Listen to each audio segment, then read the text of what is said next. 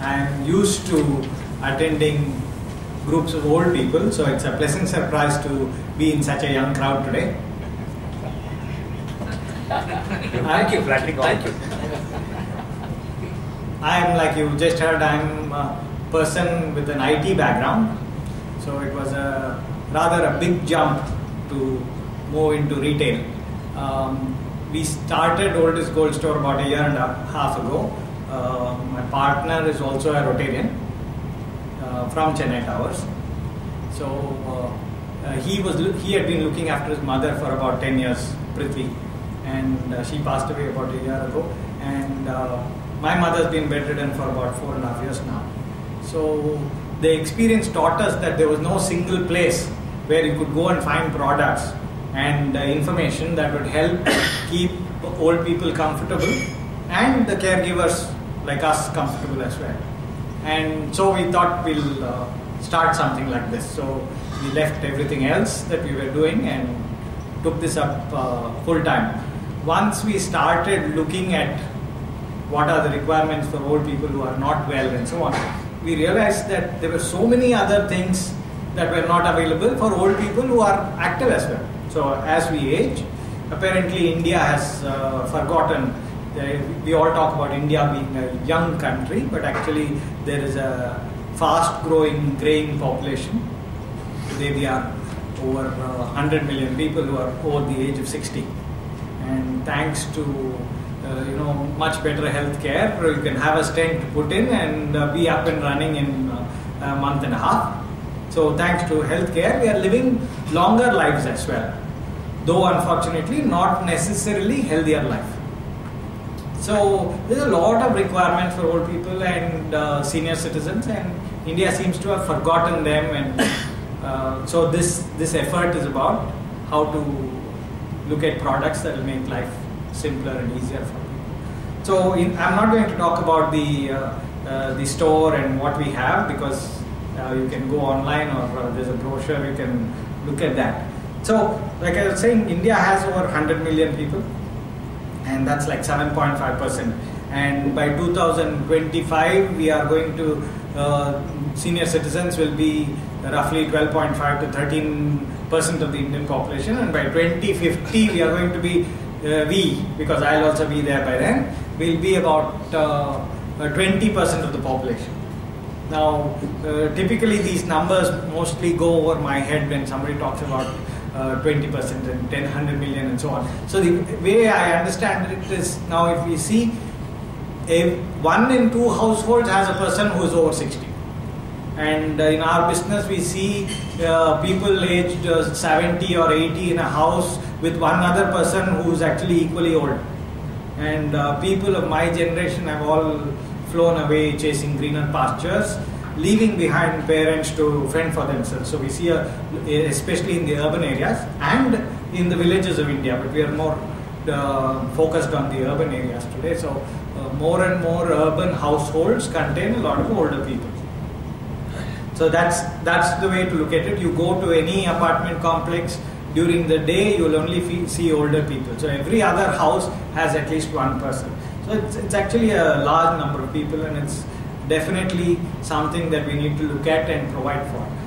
If you look at 20, 30 years ago, we had the joint family structure that actually helped people look after their parents and grandparents and so on. And that structure has disappeared almost completely. We find less than 1% or 2% of the urban population living in joint families. So to compensate for that or to replace that, we don't have a formal system at all. The concept of old age homes is, old age homes are largely perceived as destitute homes. So only if everybody is forsaken you, do you go to an old age home. It's not a home for the aged, it's a home for the destitute. That's how culturally we've been perceiving it. And so retirement communities are only now coming up and so on. So we don't have a structure. So what I thought we will do today is that in order to truly understand India and India's attitude towards senior citizens, we'll go on a time machine today.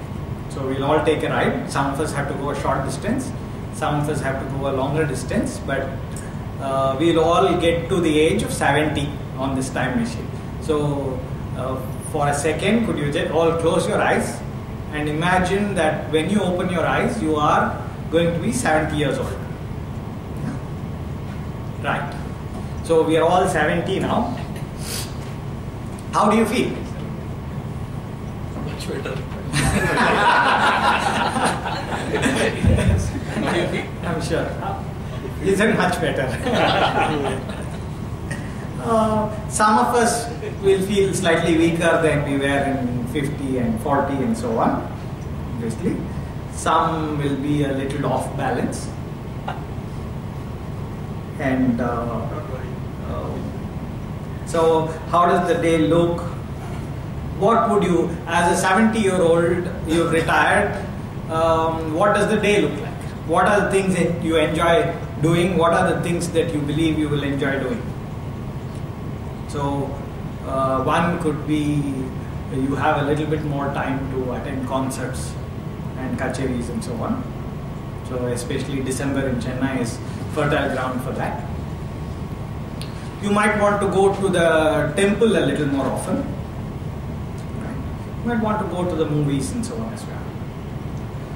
Now, these are things that we don't realize at all, but if you are slightly diabetic, you might have peripheral neuropathy, which is reduced sensation in your feet, and so you might have minor balance issues. You might have a collapsed arch, which means walking becomes a little bit more difficult. So how are you going to go to a temple? You have to wear footwear. You have to have diabetic MCR sole footwear in order to be able to walk, or you have to have a special arch, slipper for flat foot. So without footwear, you are not able to go out. So how are you going to go into temples? So one of the things that you want to do, and this is a problem people are facing every day today, because we don't think about it. You have to go to a temple, you have to leave your footwear outside, and then you have to walk in. And once you've gone in, let's say you brave it, you say, Kaal Valchalam Parvala, I will go in. You go in.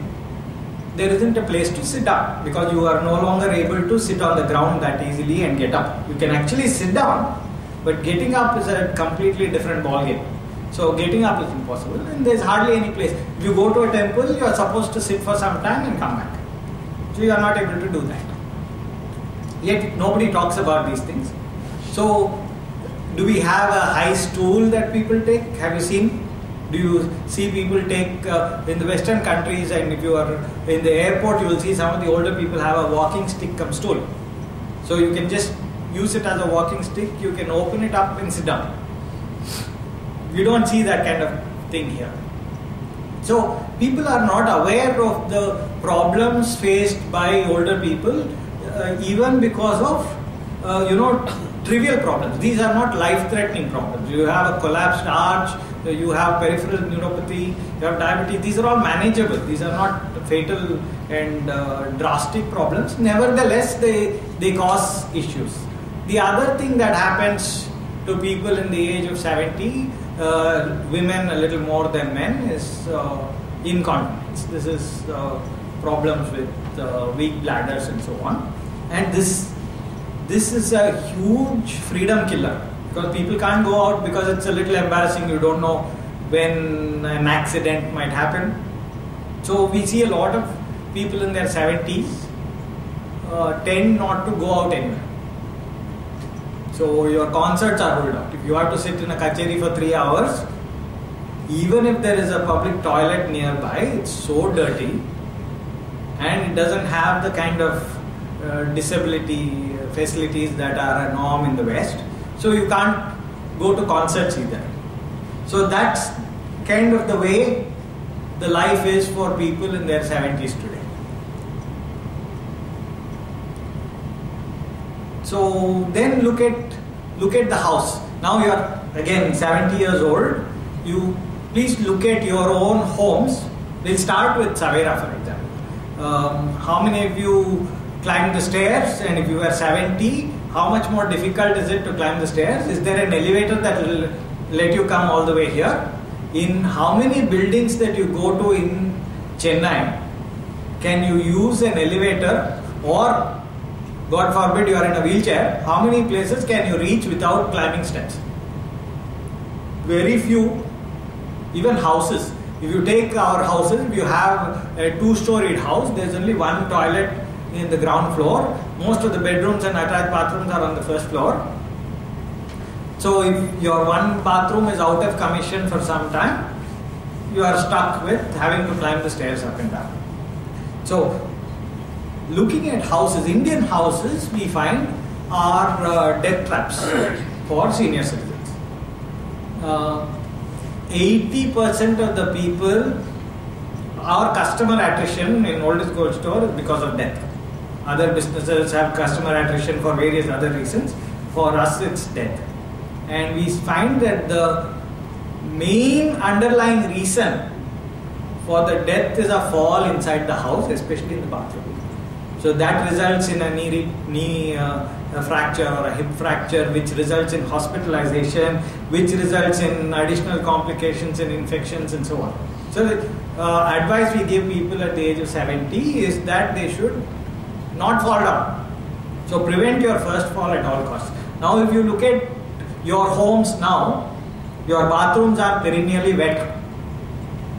We were all taught that marble flooring is the status symbol, or vitrified tiles, or Italian tiles. Our flooring is the smoothest flooring possible. We have hard edges everywhere. We have homes cluttered with furniture with sharp edges. And surprisingly, all our bathroom doorways are 2 feet wide. How many of your homes have a wide bathroom doorway? As wide as the front entrance, for example. Why have we culturally or education-wise continued to build homes that are so unfriendly for seniors is something that is astounding. Every day we go and do free safety audits at homes and we see that the house is not livable. In many homes, ground floor has a bedroom but no bathroom. Bathroom doors are narrow, bathroom floors are slippery, they are always wet, and people fall down regularly, and despite that very little is done. Every new house constructed today continues to be as unfriendly, if not more. So as a 70-year-old, the things that we would like to do outside we are restricted to, and the place where we are supposed to be safest is not that safe at all. Now, how many of you have one child, or how many of you believe at the age of 70 that you will have your children around with you? So by a show of hands, yeah. So most other people don't have their children around because careers and the world has changed. People have to travel a lot in order to earn a living, and invariably, and this is true of all the people we see, invariably the parents and the grandparents are pretty much left to fend for themselves, not intentionally. I mean, the parents are the ones who actually encouraged us to go abroad. Many of us, they were the ones who encouraged us to pursue our career wherever it takes us. So it's not the younger generation to be blamed or the older generation to be blamed, but these are the circumstances. There are a lot of people who are traveling widely, and so the homestead is looked after by the parents who are here. Now, homes are not safe, and gradually your requirements increase. So there is this concept of retirement communities that is there in developed countries. Retirement communities are places built for senior citizens and will take care of all their needs as they grow older. So down to hospice, all the way till death do us part, you have a relationship with a retirement community. Of course, we don't have that now here in India, but it is something that is gradually coming up. So one of the things we do at Old is Gold Store is review retirement communities, because a lot of real estate agents, real estate players are actually remarketing traditional apartment complexes as retirement communities, which is no good. Many of them say we have a retirement community for active senior citizens. What that means is if you are no longer active, we will not be able to look after you. So you have to go back to your children or relatives or somebody else's mercy, but we will not look at. That's not how a retirement community has to work, right? So these are the issues with people in the age group of 70. Now if we close our eyes and go 10 more years into the 80s, some of us might be wheelchair bound. So again, accessibility is an issue. There are companies that are selling motorized wheelchairs. Where we will go motoring on a wheelchair, I don't know. There are hardly any place. You can't get out of the house. There are no pavements. Even if you are in a car, it's dangerous. Imagine sitting in a wheelchair in one of Chennai streets. We will not see 81, definitely. So, the 80s, some of us, like I said, might be wheelchair bound. There are daily living activities, which is what we do, bathing, eating and toileting and so on. Daily living activities also become a little bit more difficult. So you need special care and attention. So you need nursing assistants at home, which is really impossible to get in India. It's very difficult to find people to come home and look after, and I know from personal experience that it takes a long time before you can actually find someone who's reliable and competent. We are not even talking about nurses, we are talking about helpers. It's difficult. And you might want to have a doctor come in and see you because you can't go and wait for 3 or 4 hours. How many of you have heard of a doctor making a house call in the last 10, 15, 20 years? When I was young, our family doctor used to come home. If I was not well, he'll come home. If my dad was not well, he'll come home. I haven't seen a doctor come home in many, many years. How many of you have actually seen? Do we all have a family doctor at all? You have. You are probably part of the 0.00001% of the Indian population that has a family doctor at all, leave alone somebody who is willing to make a house call. So that's going to be difficult. We are going to be losing our hearing. We are going to be losing some of our eyesight. And we can't hear the doorbell ring. We can't read much. We can't, even though we have authors here, we can't read books. We won't be able to watch TV. So this thing gets limited. What we do gets limited. We definitely need support from the outside, which unless we have a structured way of bringing up that support now, by the time we hit 80, we will not have that kind of support. Another 10 years go by, we are 90 years old. Not there. If we are lucky, we sleep one day and not get up the next, right? That's a special boon. But supposing we hit 90, many of us are likely to be bedridden, which means we need all the more support. We will need hospices, and again there are hardly any facilities. Now the reason why I am painting such a dark picture of all this is because we are going to come back in the time machine and come back to our day here today. Now the kind of things that we saw for ourselves are the kind of things that people are going through today. People who are in their 70s, 80s and 90s are going through today. Now if we are going to continue like this without creating systems, and I am addressing a Rotary Club because I know a lot of service is going to come out of here. If we are going to make this world a better place for ourselves down the road, we have to do something today, here and now, because this problem is not going to go away, at least for many of us. By any which way, the healthcare is going to prolong our lives, whether we want it or not. It's not a choice anymore. You have a heart attack, you go to the hospital, they'll find a way to make you live. They'll make you survive. Whether you will survive in a manner that is healthy or not, that is not in our hands, that is not in their hands either, as far as medical science goes. So, we have to change the world, change India as it is today, in order for us to have a comfortable life in the future. And it's in our hands. There's nobody from the outside is going to do this. And I'll tell you why. Because right now it doesn't make too much business sense for people. There are other things to do that are easier to do, that are more profitable. Apparently Gandhiji said that you can gauge how civilized a nation is but by how it treats the elders. By that count, despite India being a country with a culture that reveres elders and so on, we fall at its feet at a drop of a hat. Nevertheless, the way we treat our elders in India shows that we are probably one of the most uncivilized nations there is, to put it very bluntly. So, what I wanted to do today is give us all a perspective of how India is, how unfriendly India is through the eyes of a senior citizen. I'll end this with something I want to say, and this sounds like a marketing statement. Old is Gold Store is India's only store exclusively for senior citizens. Now you might think that it's a matter of pride for me to say this, but given that there are 100 million people, isn't it shameful that there is only one store like this in all of India?